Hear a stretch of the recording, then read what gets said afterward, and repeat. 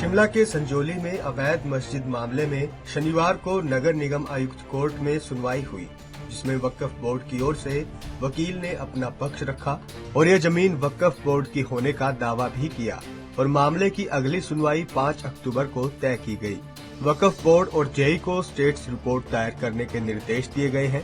मामले में संजौली के निवासियों की ओर से अदालत में पार्टी बनने को एप्लीकेशन दी गई है। ये लोकल रेजिडेंट्स की आज मजबूरी थी कि 14 साल के बाद वो पार्टी बने हैं इस केस में आकर के, क्योंकि पिछले 14 साल से लेकर के आज तक कोई भी इफेक्टिव कार्रवाई इस कोर्ट में नहीं हुई, क्योंकि इससे पहले किसी गलत आदमियों के खिलाफ एक केस चल रहा था और बीच में लगभग 13.5 साल के बाद वक्फ बोर्ड की एंट्री होती है कि हम इसके मालिक हैं।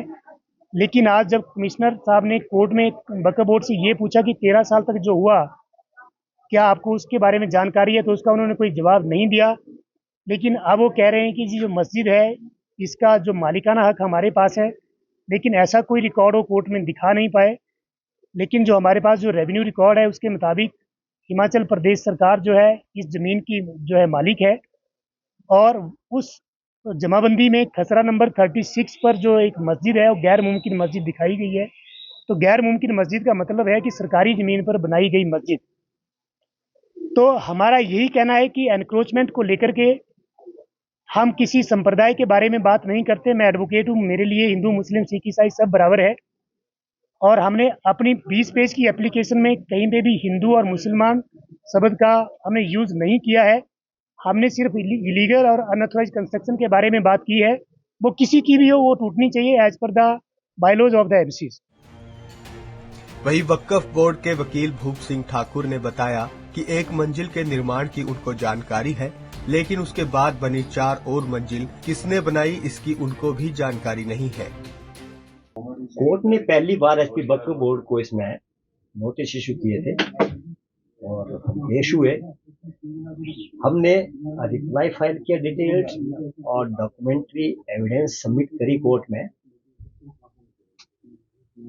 कोर्ट ने जे कंसर्न को लेटेस्ट स्टेटस रिपोर्ट कंस्ट्रक्शन के बारे में सबमिट करने के लिए कहा है। उसका हम रिप्लाई सबमिट करेंगे नेक्स्ट डेट ऑफ हियरिंग। क्या कुछ मांगा गया है अगली हियरिंग के लिए?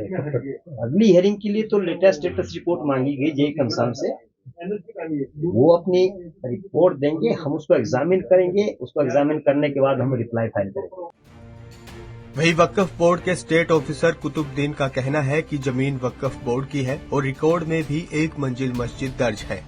बाहरी राज्यों से कुछ मुस्लिम लोग शिमला आए और उन्होंने स्थानीय मस्जिद कमेटी को भी दरकिनार कर अवैध रूप से 4 और मंजिल मस्जिद के बना दिए।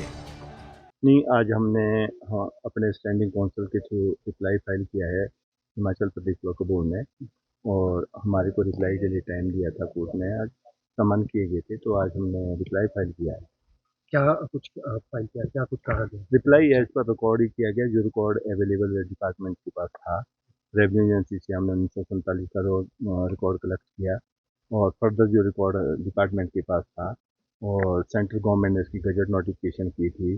सर्वे कमिश्नर अपॉइंट हुआ था इसमें सेंट्रल गवर्नमेंट की ओर से ही। स्टेट गवर्नमेंट उसमें पंजाब यहाँ था, क्योंकि 1971 हिमाचल सरकार बनी तो हिमाचल अस्तित्व में आया, तो उससे पहले पंजाब जलंधर से इसका चलता था। तो इसमें पीसीएस हैं बराड़ साहब, उनको जो है पीसीएस को सर्वे कमीशन लगाया गया सेंट्रल गवर्नमेंट की तरफ से। उन्होंने उनकी टीम ने सर्वे किया और उनके नीचे तहसीलदार होते हैं, जॉइंट सेक्रेटरी होते हैं, जो भी प्रोसेस होता है, तो उन्होंने सर्वे किया। सर्वे में इसी सारी प्रॉपर्टी का सर्वे करके सेंट्रल गवर्नमेंट को इसका रिपोर्ट करी।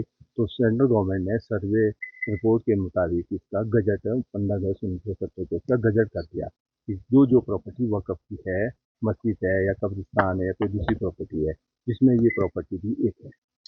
बातें उठ रही थी कि ये सरकारी जमीन है, वक्फ बोर्ड का कोई लेना देना नहीं है। डिस्प्यूट ये नहीं है इसमें, डिस्प्यूट इसमें ऑनरशिप का कोई नहीं है, क्योंकि इसमें 1947 से पहली एंट्री या 1905 की जमाबंदी में भी मस्जिद है थी।